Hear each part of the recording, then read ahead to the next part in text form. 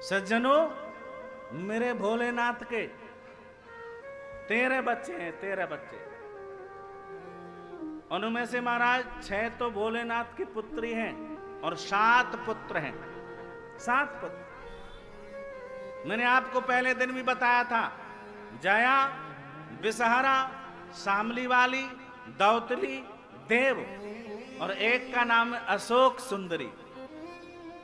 अशोक सुंदरी भोलेनाथ के पुत्र, सबसे बड़ा परिवार है भोलेनाथ। जीवन में याद रखना, यदि कोई गरीब से गरीब है, कितना भी कमाता है, लेकिन धन घर में नहीं आ रहा है, खूब कमाया, किसी का लिया हुआ है, वो दे नहीं रहा है, बढ़ता जा रहा है कर्जा, गरीब पे गरीब होता जा रहा है। सज्जनों, सभी समस्याओं का हल एक लोटा जल तो है ही, लेकिन जो गरीब होता जा रहा है, खूब कमा रहा है, बोले कोई रास्ता नहीं दिख रहा, कोई व्यापार नहीं दिख रहा, तो क्या करना है?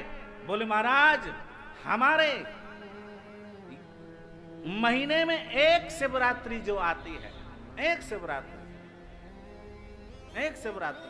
तो प्रत्येक शिवरात्रि को जाकर के 5 बेलपत्र लो, और महाराज एक बेलपत्र सबसे प्रथम जाकर के अशोक सुंदरी जो भगवान भोलेनाथ की पुत्री है उस पर चढ़ाइए।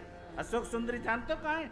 जहां जो जलाधारी होती है, जहां से जल बहता है, वहां जो मोटी सी जो किन्नौर जो दिखाई देती है सर्प के रूप में, अशोक सुंदरी। एक बेलपत्र उस पर चढ़ाएं और डंडी का मुंह विपरीत दिशा में हो, और महाराज दूसरी बेलपत्र चढ़ाएं मेरे माता पार्वती के हस्त कमल पर।